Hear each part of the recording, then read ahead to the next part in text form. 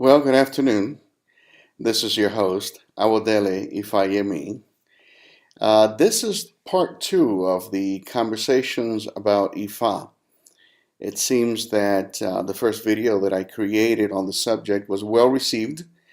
I've had a number of emails and comments on the website that I really like to thank you for taking the opportunity to share your opinion and even to suggest a topic for this second part of the video.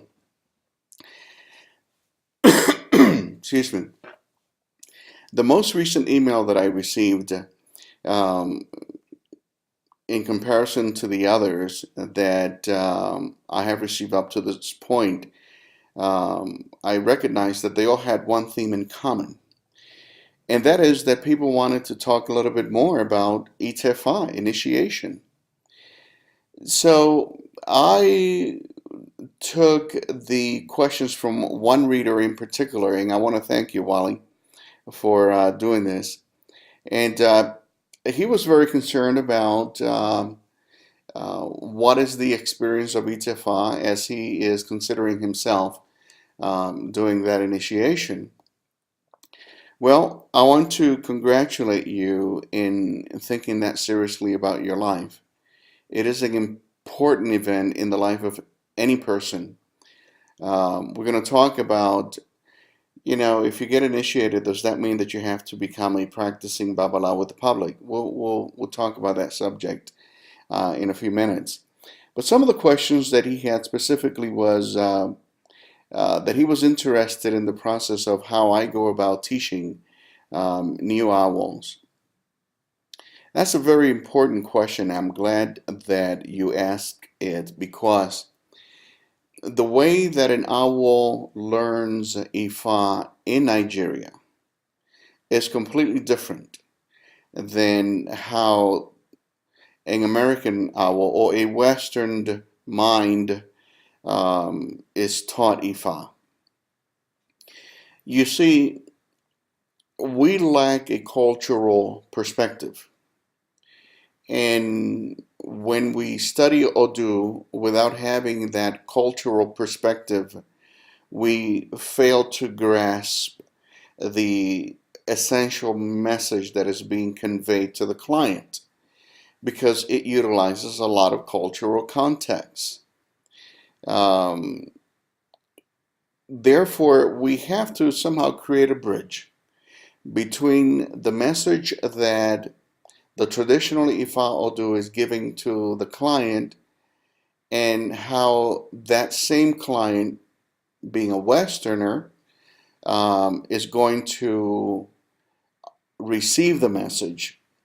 So you as a Westerner Babalao would have to not only have a cultural context of the Odu, but you need to find a way in which you can bridge that information so that the client, your Western-minded client, can fully comprehend the message, bring it to heart, and apply it in their life.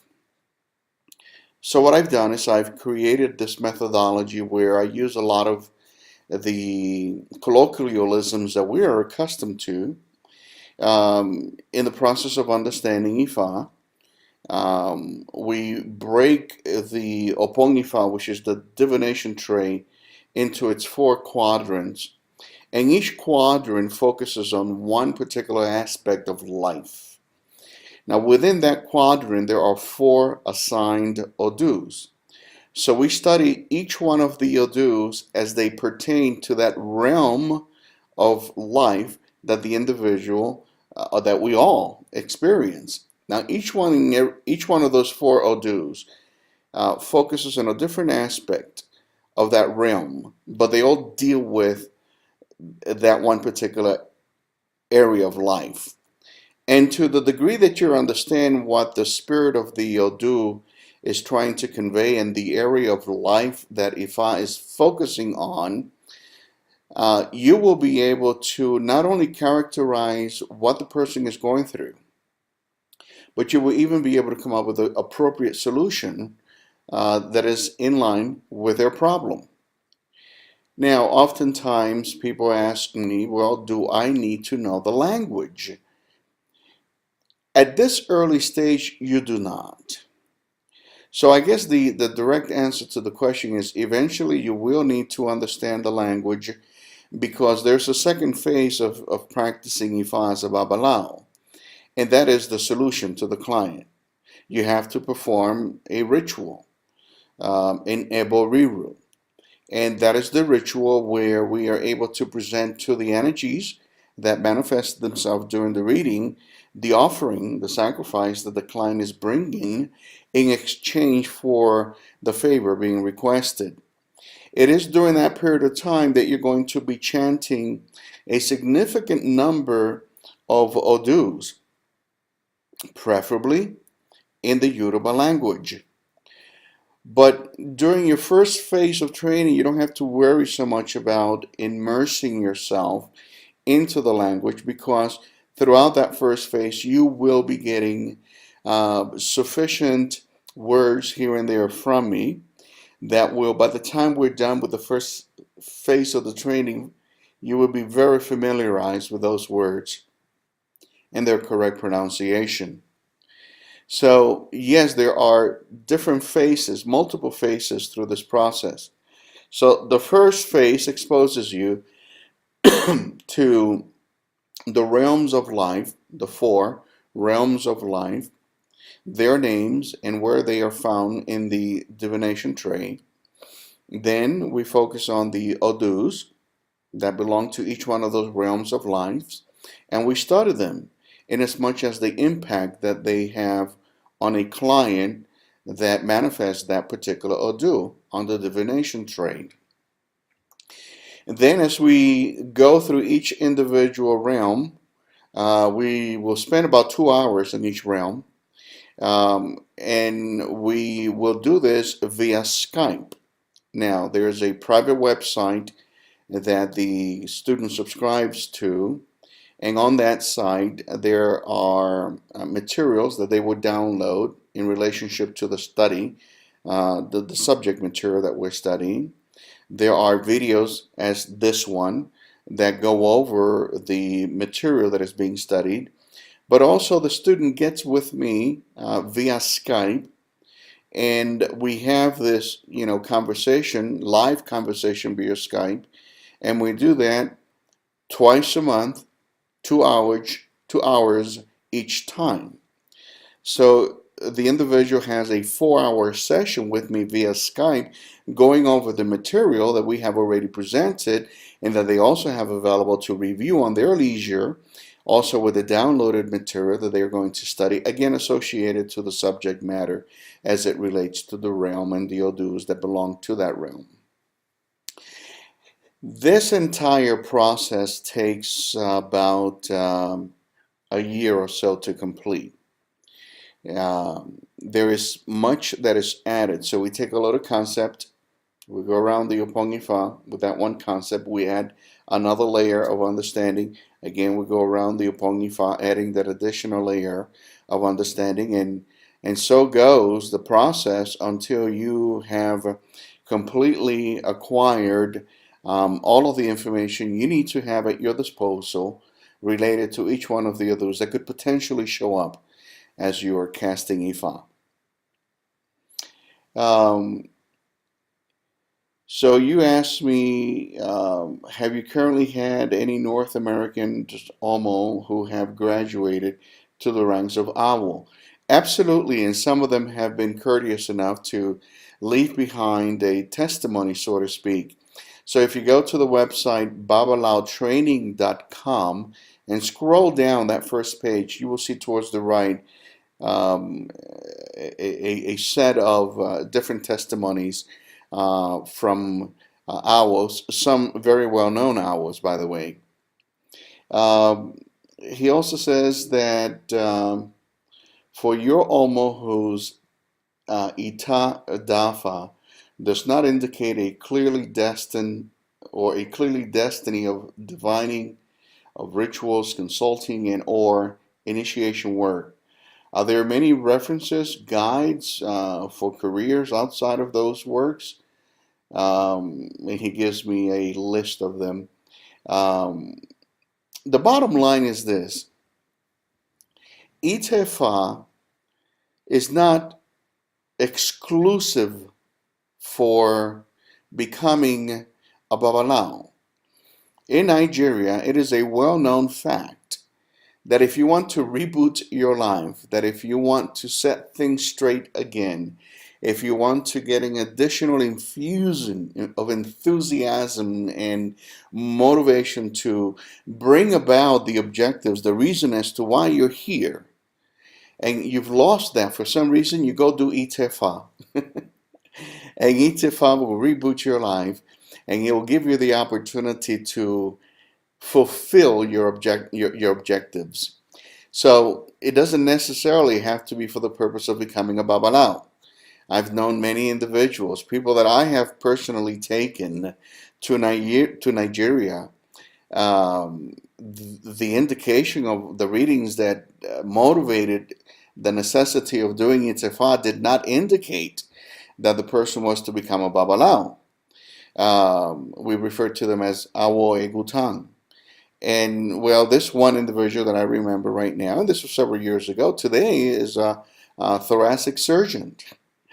He had dropped out of med school for many personal reasons, and as time, as destiny would have it, eventually he met me.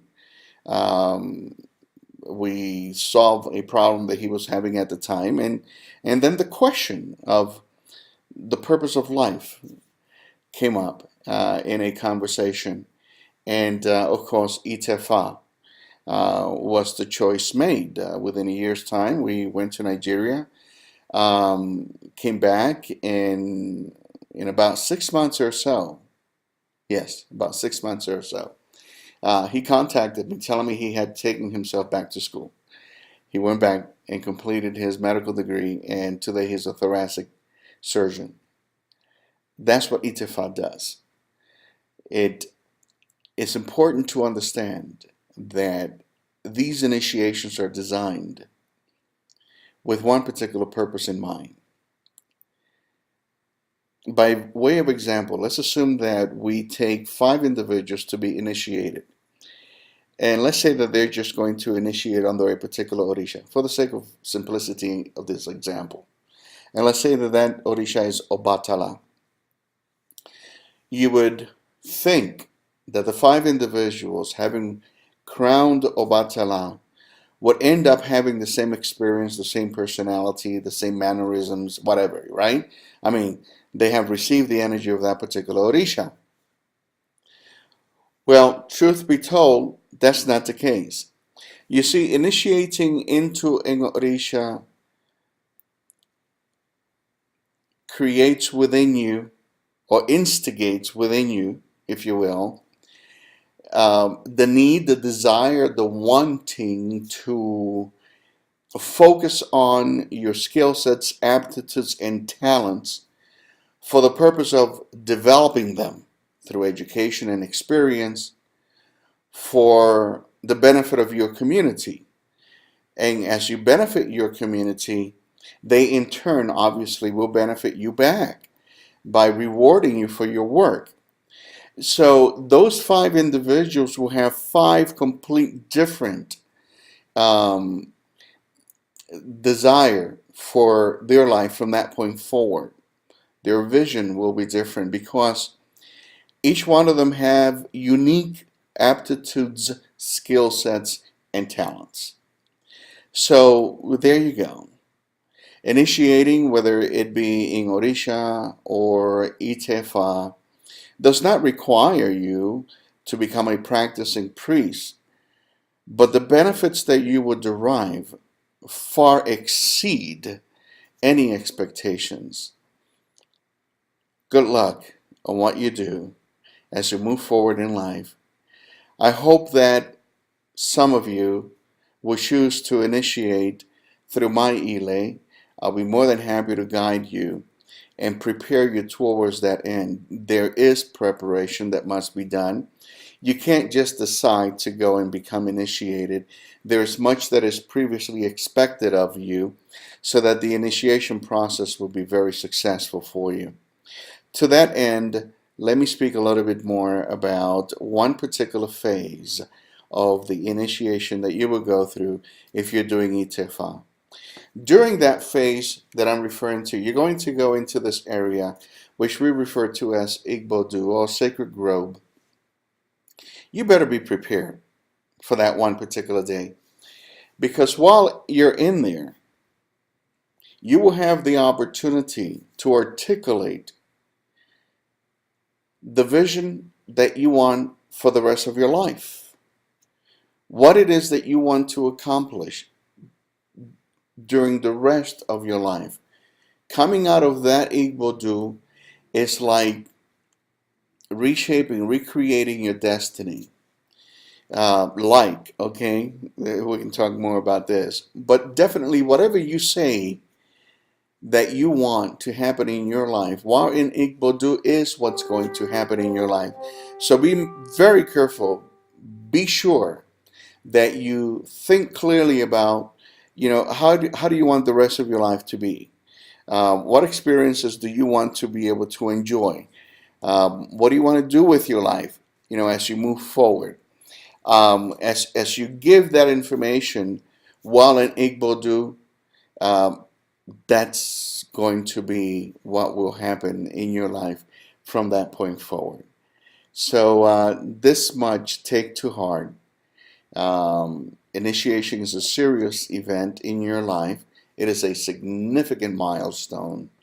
And to the degree that you're prepared for it and the expectations that you have as a result of it, it's the reward that you're going to be able to derive.